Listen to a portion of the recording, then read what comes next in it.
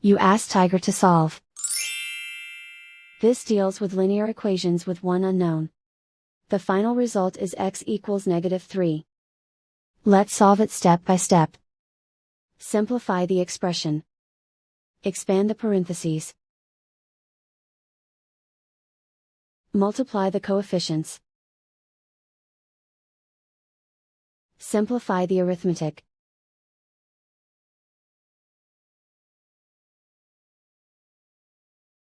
Group all constants on the right side of the equation. Subtract 39 from both sides. Simplify the arithmetic.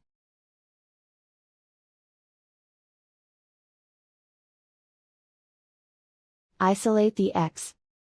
Divide both sides by -35. Cancel out the negatives. Simplify the fraction. Move the negative sign from the denominator to the numerator. Find the greatest common factor of the numerator and denominator. Factor out and cancel the greatest common factor. And so the final result is x equals -3.